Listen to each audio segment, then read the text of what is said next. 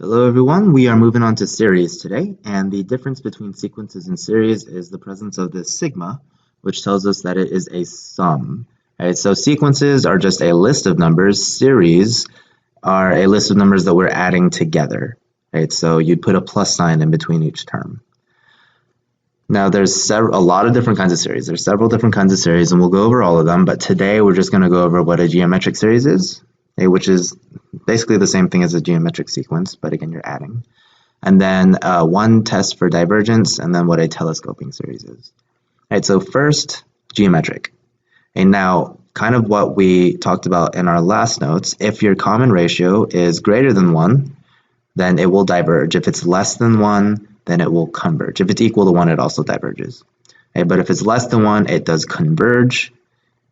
And this is something that you're going to want to memorize. Okay, where A is the first term in our series. I know the way that's stated here is a little bit misleading. I'm going to say A is the first term in the series if it's in this particular form, but we'll talk about how to actually get the first term. All right, so let's see if these converge or diverge. Now, I'm going to rewrite this. Okay, I'm going to bring this 3 out. And so I have 3 times 1 over 2 to the n. Okay, well, this is the same thing as 3 times 1/2 to the n power, because 1 to the n power is just 1. Right, so I can bring this n out as an exponent, and so I have 1/2. So I see that my common ratio is 1/2, my r. A is my 3 right here, and then n is n. Okay, now here's where I don't want to get you confused and why it's kind of misleading the way that they stated here. Okay, 3 is not the first term in this series. Okay, so don't think that. Okay, 3 is the first term in the series if I start at 0. Okay, but I'm not starting at 0, I'm starting at 1. So 3 is not the first term in the series. Don't get confused by that. It's just there. Okay, so because my common ratio is less than 1, I can say that this converges. Okay, now if I wanted to figure out what it actually converges to, I just plug into this formula, where A is my first term. The way that I find my first term is I take whatever my index starts at. So in this case, I'm starting at 1. I plug that in for n, and I evaluate, and that is my first term. So in this case, since I'm plugging in 1, my first term is 3 over 2. It's not 3, it's 3 over 2.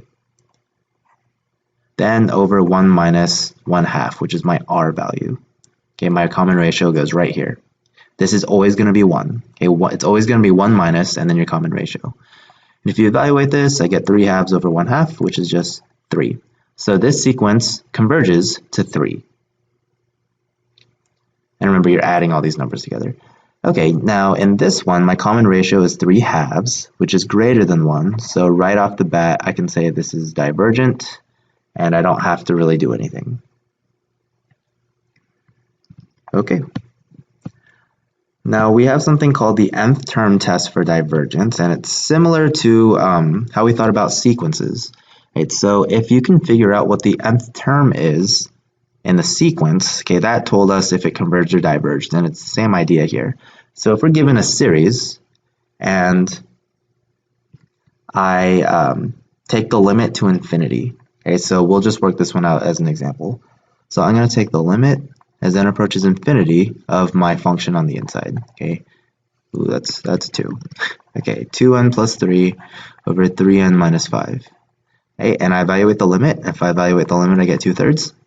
Okay, that means that 2/3 is the nth term. It's like the infinite term. It's the term at the very end. So this sequence would converge, but because this is a series, this is divergent. Okay, I want the nth term to be 0 for a sequence. Sorry, for a series. I want the nth term to be 0 for a series. That means that it would converge. Because kind of think about what you're doing. You're adding a bunch of numbers together. So if your series converges, that means that you'd want the terms at the very end that you're adding to approach 0 or be 0. And that would mean that you would converge because you wouldn't be adding any more to your sum. Now in this case, I'm not adding 0 at the very end, I'm adding 2/3, which means that I'm divergent. Okay, so as a sequence, this would converge.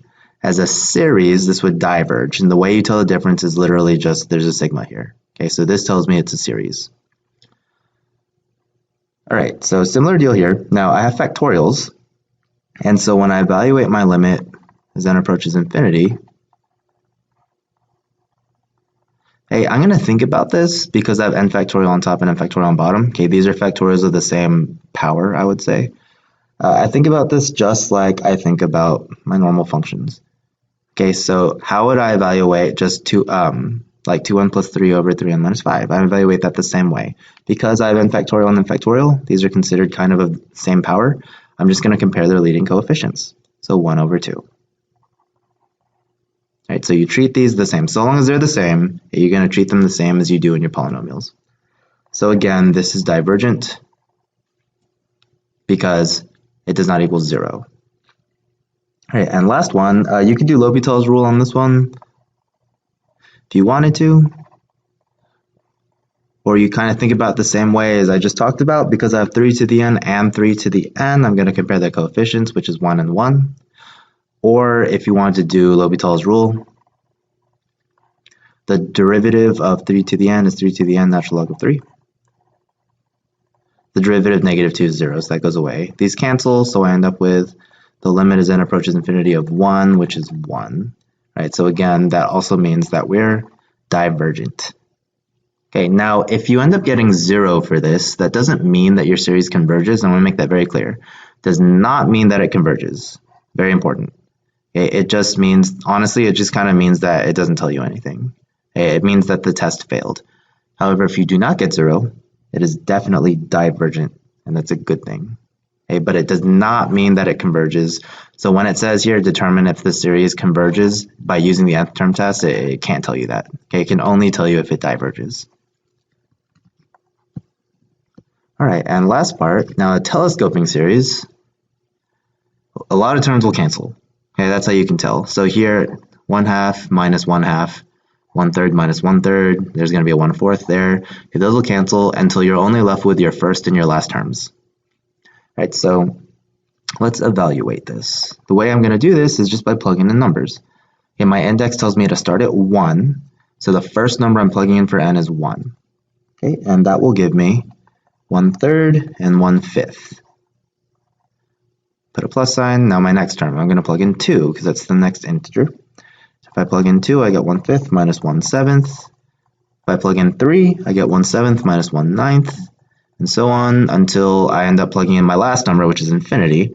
Right? And if you plug in infinity into these, you end up getting 0 and 0. Okay. Okay, so kind of if you do your limit towards infinity, then this will tend towards 0, so it should work out. And now what's going to happen is all these inside terms are going to cancel. Okay, all these inside terms are going to cancel except for generally your last term and your first term, and that's all you're left with. Now in this case, all I'm left with is my first term, but sometimes you may have a term at the end. It totally depends on what your ending value is here. If this was not infinity, then you might have an ending term. But in this case, because I'm going from 1 to infinity, my last term is 0, and so I'm only left with the first term here, which is 1/3. Okay, so telescoping series are pretty straightforward. All the inside numbers cancel until you're just left with your first and your last term. Okay, that's it for this. See y'all later.